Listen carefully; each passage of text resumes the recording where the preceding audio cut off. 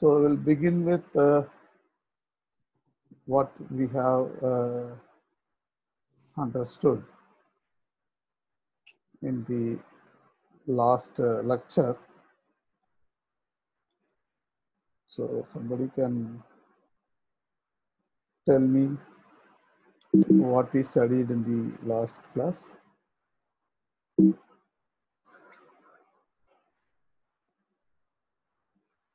Can anyone tell me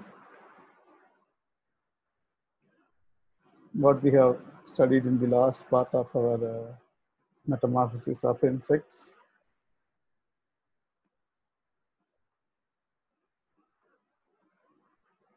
We have studied the different kinds of metamorphosis, halo, hemi, and ametabolous insects, how they differ, how they actually uh, change their body forms, what are all the processes involved, how the cuticularization is important, how the epidermal layer is cuticularized. Those things we have studied, and we also see some of the genes that are involved in that that process. So second part exclusively deal with the hormonal control of metamorphosis in the halometabolous insects. That is the true metamorphosing insects, which have three different stages: the larva, pupa, and the adult. So this is controlled by two hormones. One is the hydroxyecdysone. Ecdysone probably you all have come across in the school biology itself. You know, it is a molting hormone. So you also know what is a molting. The molting is like it is losing the outer epidermal layer at different stages during the development, so that the organism increases in the size as well as the weight. So the hydroxyecdysone is an inactive form of ecdysone is an inactive form of enzyme, and it will get activated by hydroxylating the 20th carbon in that hormone. So, can anyone of you can tell me which one is the 20th position in the hormone? Can anyone? Anyone could tell me which is the 20th position in the hormone, the structure. This is the structure of the 20 hydroxyecdysone. It's a steroid. As you can see, it's a derivative of cholesterol. Can anyone tell which one is the 20th position? Yeah. You can see that if you start the numbering from 1 here, so it will go like that, and this is going to be the 20th position. So the ecdysone, normal ecdysone, inactive form, doesn't have this hydroxyl group here. When it gets activated, you can see the formation of this hydroxyl group. This hydroxylation activates this enzyme. And the second enzyme that is involved in this metamorphic process is a juvenile hormone. So it is nothing, it's a lipid actually. It is a lipid, and it will almost every cell in the developing insect have receptors for both these enzymes, and they respond to this enzyme in a very different way. So these two enzymes, the steroid 20 hydroxyecdysone and the lipid juvenile hormone, plays an important role. We can this part is called as 20E. Okay. So this is how this juvenile hormone is synthesized. It is you know that the propenyl CoA, you know that it will converted into acetyl CoA. Then it will go through the phosphomevalonate pathway. Then it will be later converted to juvenile hormone. So this is the actually similar to the lipid biosynthesis pathway we might have studied in the biochemistry.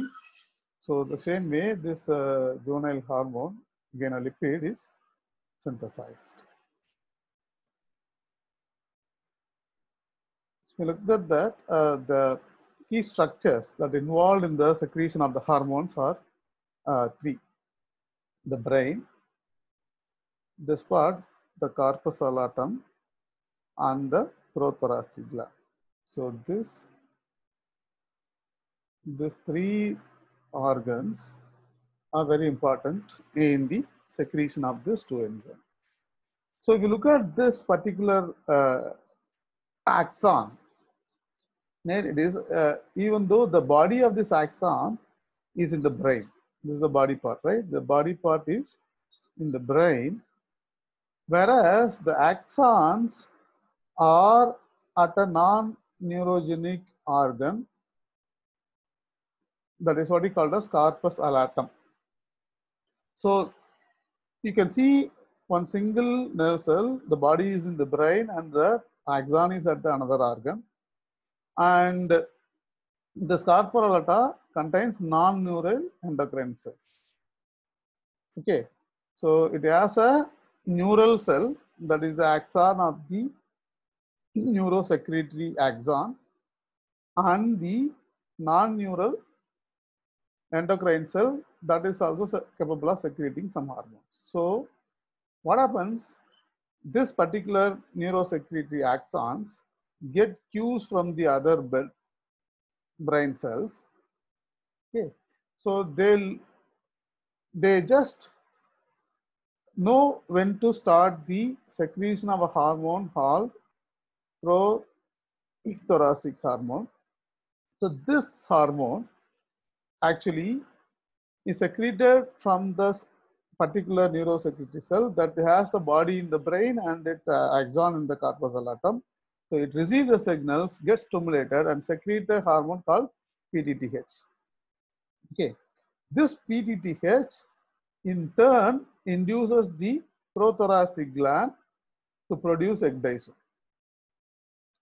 Okay, so you have a brain tissue that stimulate the neurosecretory cell. The neurosecretory cell has a body in the brain and axon in the corpus allatum. In the region where the corpus, the axon that is present in the corpus allatum secrete a hormone called PTTH.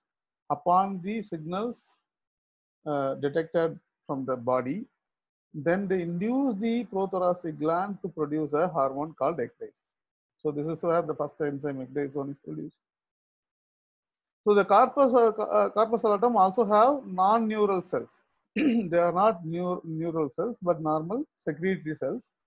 They secrete the second hormone, the juvenile hormone.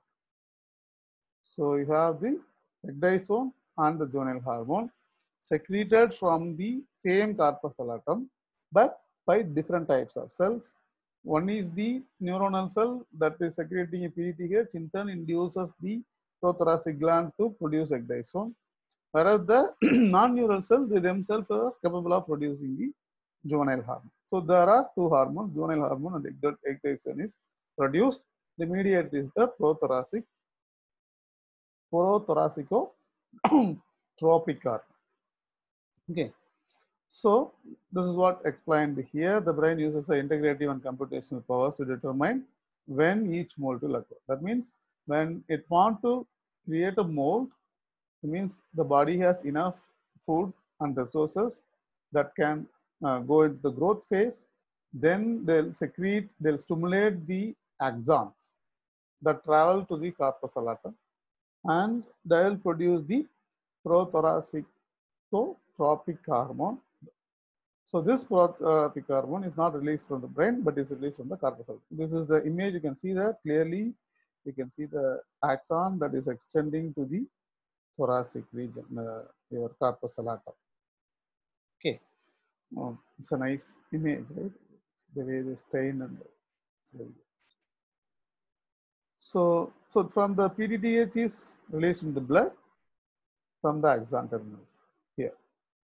Okay, PTTH is increased, and this will be taken up by the prothoracic gland cells to produce the second hormone, hydroxylase.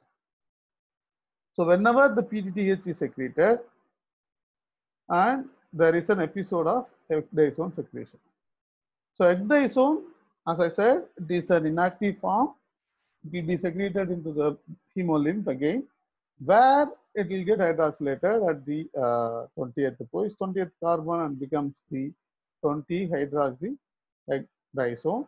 That is going to be the important molting enzyme. What it does is, it will make the epidermal cells to loosen up so that they can peel off from the body, and it provides the clues to synthesize the new epidermis that will cope up with the development of the larva. You can see that from the larva has to increase its body size to a huge extent so that during the pupal stages, it can use that reservoir food for the metabolic processes. So for that, it has to increase the size. So the exoskeleton has to be changed once in a while so that to accommodate the increase in the body size as well as the mass.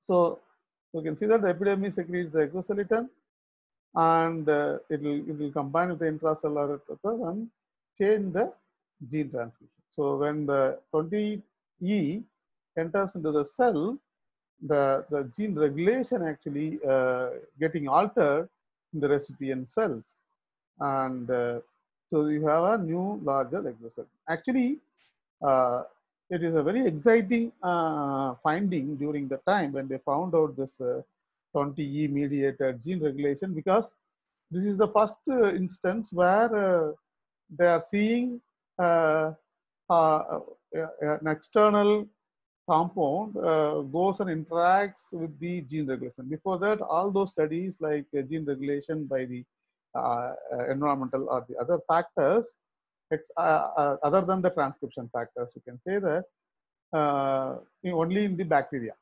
Only in the bacteria, they are been studying the, for example, your lac. Lactoferrin is induced by lactose, right? So lactose is not a transcription factor. Only lactose is a simple carbohydrate, but the presence of it can regulate the expression of the gene expression. These kind of studies are only done in the bacteria. This is the first instance where an eukaryotic cell gene regulation is regulated by a compound other than the transcription factor, that is the 20.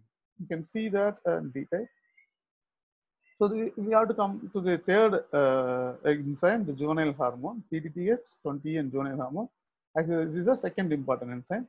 So it is actually synthesized by the non-neural endocrinal cells that we have discussed there. These are lipid soluble. It's again a lipid. It itself is a lipid, and so it can easily cross through the membranes. These are terpene, right? You can see terpene, and you can see hormones. Generally, you can see that hormones are mostly steroid kind of nature. This is very different enzyme, different hormone. This is a terpene kind of hormone, so it's very different. So they have many cells have the receptors for the juvenile hormone, and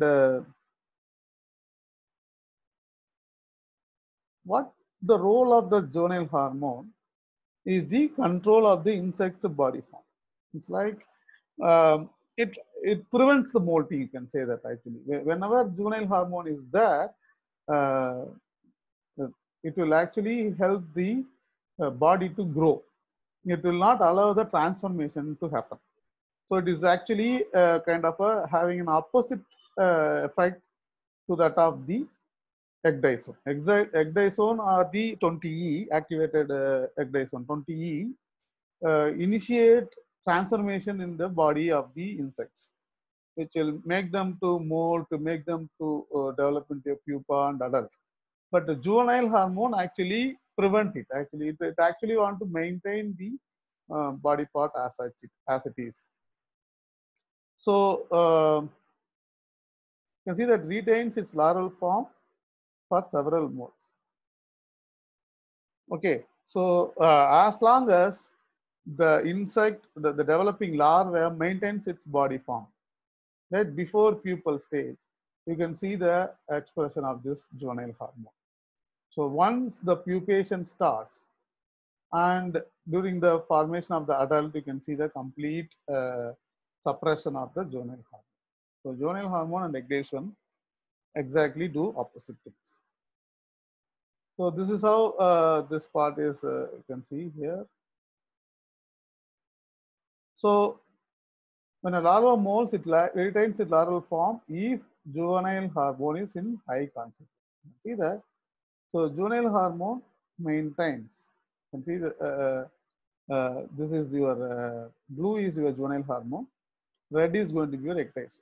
Okay, so we know that corpus allatum secretes the juvenile hormone. You can see that first in star, second in star, third in star, even fourth and fifth in star larva. You can see the expression of this juvenile hormone. So this juvenile hormone is secreted during the all the larval forms. But you can see when the transition from the 15th star larva to the pupa, there is a reduction in the expression of this juvenile hormone. So the transformation, as the transformation is in progress from one body form to another, a larva to a pupa, pupa to adult, that transformation happens in the absence of your juvenile hormone. Okay, but you can see this particular ecdysone will be secreted in pulses in all the stages. So whenever this particular ecdysone pulse is there, it will create a change or a molt. So first insar, there is a molting.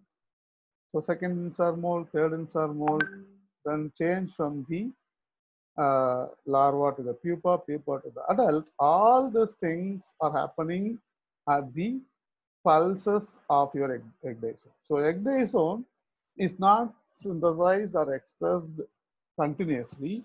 It will be secreted as pulses, and each pulses induce dramatic changes. Either the larva will molt or the larva will be converted into a pupa and pupa will be converted into an adult. Okay, so you can see that later in life, the juvenile hormone secretion is reduced. You can see this, we are talking about this particular stage here. Okay, at that point when molting occurs, juvenile form is not retained. So this juvenile is not retained. Insect enters the pupal stage. You can see the pupal stage. During the inactive pupal stage, total lack of expression of your juvenile hormone that makes the ecdysone's functions easier, and this time in the absence of the juvenile hormone, the ecdysone converts this pupal form into the adult. So whenever there is a juvenile hormone, the ecdysone cannot induce a transformation, only they can induce the molting. So again, it is surprising. See the one enzyme, right? One hormone, that is ecdysone, will be all the same organism, same kind of cells, but they'll respond differently at different to a particular hormone at different stages in their life. How it is happening, that is what is of our interest in the coming part of our lecture.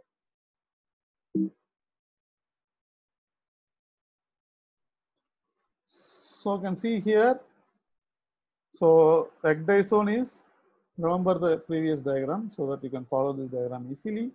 You can see the juvenile hormone is always synthesized during the larval stages. Again, juvenile hormone, the thickness of the arrow indicate the concentration. It is very thick, so high concentration. So the juvenile hormone is expressed during the pupal stages also, but not to the extent when it is in the larval form. But in the case of your adult stage, there is no juvenile hormone. Okay, no juvenile hormone expression. But ecdysone pulse is there in all the three stages, each pulse. And you can see how the cuticle and the surface of the skin is getting altered because of the ecdysone induction. You can see a very normally thin cuticle, whereas in the pupa have a cuticle thickness is increased, but in the case of adult, it is not increased, but the scales are getting formed in the case of your adult. So the same tissue responds to the same ecdysosine in a different way depending upon the availability of the another hormone, zonal. So the ecdysone is the same, the cells are the same, but the way they respond to the particular hormone will depend upon the availability of the other hormone, that is the juvenile hormone. Okay. So we'll go into how the molecular mechanism of this activation of hormones happens here. You can see that we have a receptor for this 20. So it's a very specific receptor. It has a homologue in the amphibian RXR. Amphibian RXR, you know already that it is there in the thoracic hormone receptor. It is a very homologue to that of the receptor. Okay, so we have in the inside they have only one gene for that ecdysone receptor. Okay, but we will see several isoforms of this ecdysone receptor in different cell types. That happens because of the earlier molecular biological events we were studied the differential splicing, right? The alternative splicing, mRNA transcript and the alternative splicing we have discussed extensively in the gene regulation classes as well as the molecular biology classes. The same gene can be, the same mRNA, the product of the same gene can be processed in different ways through alternative splicing to create different proteins. And that is the exact way that by this 3 different ecdysone receptors are produced from the same mRNA, and they have the same domains for the 20 binding. For the 3 isoforms, the binding domains are going to be the same, but the amino terminals are different. And so if you look at the cells, each cell will have predominance of one particular ecdysone receptor isoform. So that will tell the cell how to behave in the presence of ecdysone. So how they do, if you look at it. So we have another protein called as ultra spirochete, USP. So this gene we have already discussed during the anterior posterior formation ultra spirochete. So it will actually, this particular 20E will form a heterodimer with the help of this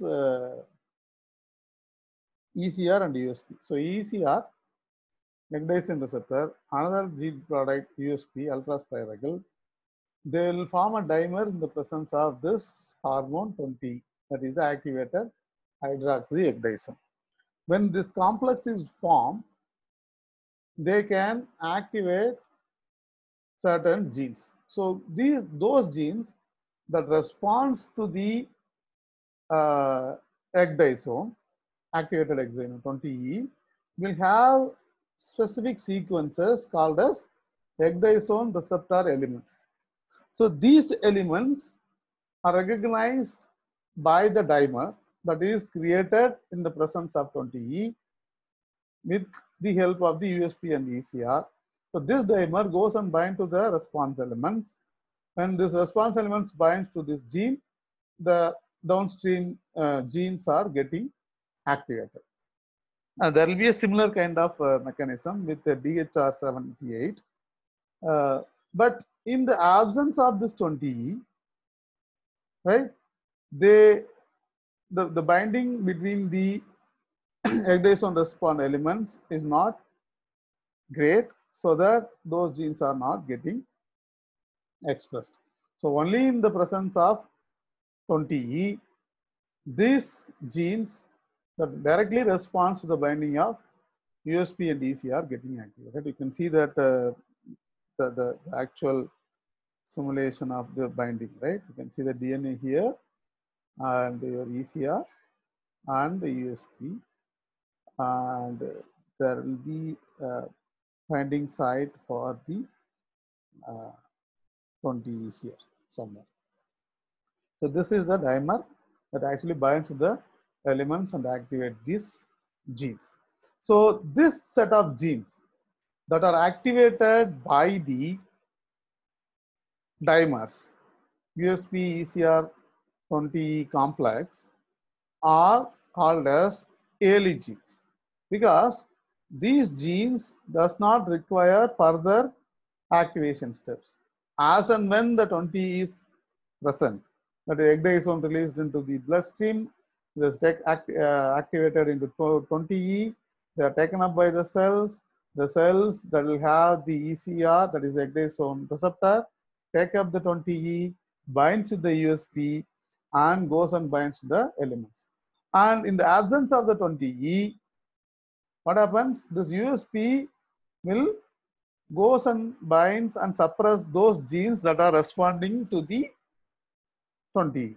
So in that there is 20, the USP still goes and binds to the elements, but it will not activate the gene expression, so that they will suppress. There is no expression of these genes.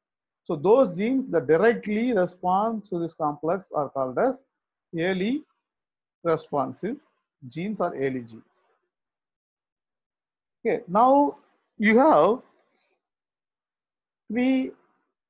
You can classify those what do you call this cascade, signaling cascade, into three different ways. One is it is temporal. Temporal means there's different timings. At different timings, different genes, sets of genes are getting activated, and different metabolic and morphologic changes are happening inside the larvae. So if you look at it, if there is a mutation in ECR or USP ultraspiral, you can see a developmental arrest and the major life cycle transitions, such as mold formation, puparium or pupil formation. So these kind of major life cycle events are getting arrested in the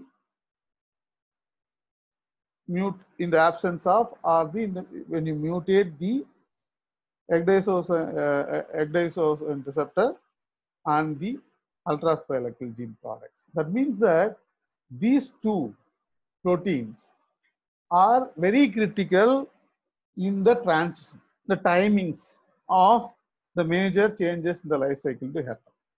Okay, so we can call them as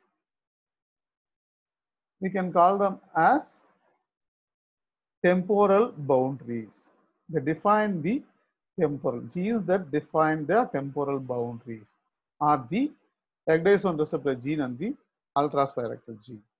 Similarly, so when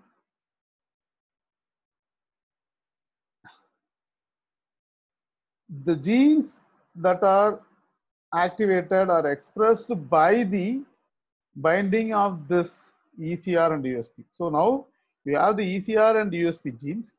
So these are temporal boundary genes.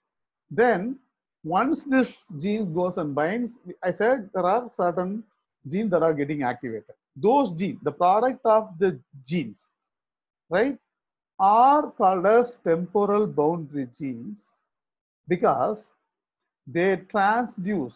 They are the one, they are going to show the effect or signal the role of the ECR and USP. So these genes are called as temporal boundary genes. Okay, so the timing conferred by the ecdysone impulses are mediated to the cells by the genes that are encoding the receptor heterodimers. So though those genes that are the byproduct of the formation, so for example, DHR3 are the beta Fusi-Tarasu. This again we have studied already, right? So beta Fusi-Tarasu and DHR3, they are temporal identity genes that distinguish the how the cell respond to the particular pulse of a ecdysone. For example, same ecdysone is pulsed during the larval stage, pre-pupal stage, and the pupal stage. But the genes that are responding to the pulse are different in each of the stages. This has been mediated by the temporal identity genes. How? We'll see that. So far we can summarize here. Okay, you can see that at every instar there is a pulse of ecdysone, right? So this pulse during the final instar and before the pupal formation, during the metamorphosis process, you can see a very large hike in the ecdysone. At the same time, you remember there will be a reduction of this juvenile hormone. Juvenile hormone will be reduced. Okay, and so the ecdysone act refueling. You can see this is how the ecdysone is synthesized. Cholesterol is ingested, and the cholesterol is converted into ecdysone through the synthetic pathways. Then they release into the hemolymph, where they hydroxylated at the hemolymph through the product called as SHD. Then this activator 20E will be creating a dimer with the help of the ecdysone receptor as well as the ultraspiral protein. So when this particular binding is activating certain genes directly, that is what we call as early genes. Okay, so these early genes are going to be the E75 and the beta Fusi-Tarasu. So beta Fusi-Tarasu further initiated the expression of the late genes. Okay, so these late genes are going to be the chitinase and collagenases. Collagenases loosen the old cell, whereas the chitinase activate the synthesis of chitin that will form the cuticle. Okay. So this is how your ecdysone mediated gene molting is happening. And what happens? So what differentiate the first pulse from the second pulse? How same hormone differently activate the different genes. And the first early genes are the DHR and the Fusi-Tarasu. Okay, so these two are this product of the early response elements. But you can see that they themselves inhibit the early genes. So once they get expressed, they will modulate the chromatin here, and it will not make these particular genes not responding to the second pulse of your ecdysone. The product of the early response genes itself, right, inhibit the same genes from responding to the second pulse of the 20E. So when at the same time, the product of this genes will make them respond or to switch on a different set of genes. So same ecdysone, ECR USP complex, will induce different set of genes at different period of time. First time, it will express set of genes. They will activate the late genes. Also, they inhibit the activation of their own genes. So that the second time, when the ECR, this ecdysone pulse is there is no activation of the early genes, only the late genes are getting activated. Also, these genes inhibit apoptosis. You can see that. So we have seen that how they have studied this early and late genes are. You know that polytene chromosome or the puffing of the chromosome in the Drosophila, where if you look at it, first pulse, you can create a puff at one region, and the second pulse created another puff. It is not random. Every time the two different puffs are created at different pulses. So they thought that, then they labeled them, and they found out that for every pulse, depending upon the timing of the pulse, different region of the chromosomes are getting activated. Then later they have identified that it is actually a methylase that is methylating the histones, so that they loosen up those regions, so that that particular region is getting actively transcribed. So the puffing is happening. So the puffing actually helps in identifying the two different set of genes, the early and the late genes. So that is how the entire hormone, different pulses of the hormones induce different set of genes. Actually, this is very simplistic view of the model. The active research is going on several genes. For example, some of the receptor, some of them are called as orphan receptors, some of them are halogen receptors, meaning that we don't know what they are doing. So what happens here is one set of enzyme inducing different responses in different timings and different set of genes. So with that, we have completed the portion.